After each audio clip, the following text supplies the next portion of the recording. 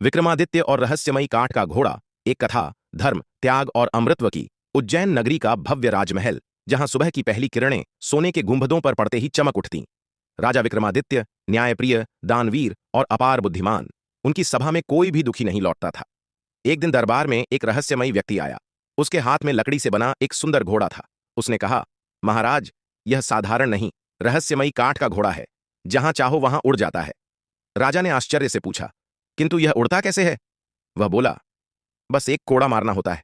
पर सावधान, एक बार कोड़ा मारा तो घोड़ा रुकता नहीं जब तक स्वयं चाहो नहीं।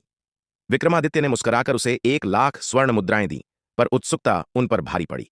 उन्होंने बिना सोचे घोड़े को कोड़ा मार दिया। पलक झपकते ही घोड़ा आकाश में उड़ चला। नीचे धरती लुप्त हो गई, बादल बिखर गए और विक्रमादित्य भय और रोमांच में डूब गए।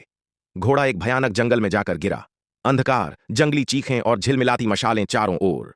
विक्रमादित्य जंगल में एक रहस्यमयी गुफा में पहुंचे।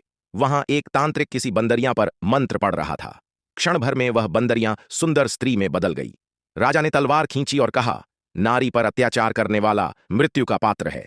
तांत्रिक क्रोधित होकर बोला, राजन, तू नहीं जानता मैं कौन हूं। क्षण भर में उसने नरभक्षकों की सेना बुला ली, पर विक्रमादित्य अकेले ही शेर की तरह लड़े। उनकी हर तलवार की चोट से बुराई धराशायी होती गई। उसी समय बिजली सी चमक हुई और बेताल प्रकट हुआ। राजन, सत्य के मार्ग पर चलने वाला कभी अकेला नहीं रहता। बेताल ने तांत्रिक का अंत किया और विक्रमादित्य के साथ चल पड़ा। आगे बढ़ते हुए राजा एक गांव पहुंचे जहां लोग भय से कांप रहे थे। एक दैत्य प्रतिदिन एक कन्या को बलि के लिए मांगता था। राजा ने तलवार उठाई और कहा, अब यह अन्याय नहीं चलेगा। लड़ाई भयंकर थी। दैत्य बार बार मरकर जीवित हो जाता था। राजा ने आश्चर्य से पूछा, यह अमर कैसे? दैत्य हंसा, मेरे भीतर मोहिनी है जो हर बार मुझे अमृत पिलाकर जीवित कर देती है।